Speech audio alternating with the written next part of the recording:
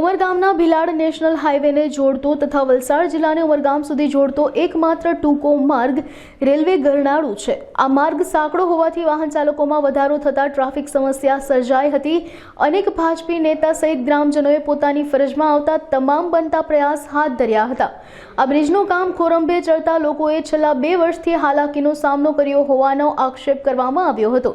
ત્યારે ઉમરગામ પંથક ભાજપ સંગઠન યુવા પ્રમુખ તરીકે ડોક્ટર નીરવ શાહની વરણી થતા ભિલાડ સરીગામની જનતાની ચિંતા સેવી તાત્કાલિક ધોરણે પોતાના લેટર પેડનો ઉપયોગ કરી વલસાડ યુવા સાંસદને લેખિત રજૂઆત કરી હતી।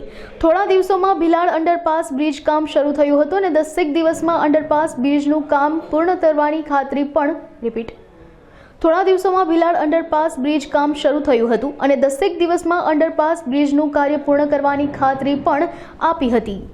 નમસ્તે।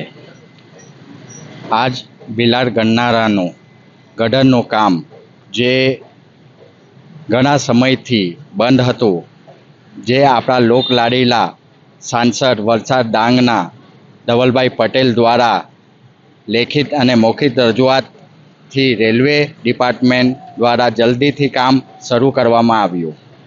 આ કામમાં 2 દિવસ 19 ને 20 તારીખ રેલવે દ્વારા મેગા બ્લોક આપવામાં આવ્યા।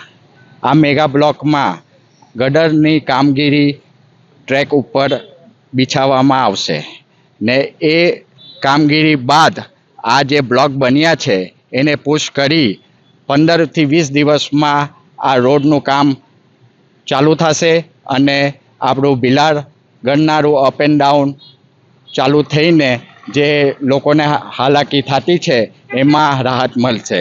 એ પ્રસંગે હું આપણા સાંસદ શ્રી ધવલભાઈ પટેલને ખૂબ ખૂબ આભાર વ્યક્ત કરું છું કે એમને ટૂંક સમયમાં મારું લેખિત રજૂઆતને ધ્યાનમાં લઈને આ કામ પૂર્ણ કર્યું। એ બદલ એમનો આભાર। જય હિન્દ, જય જય ગરવી ગુજરાત।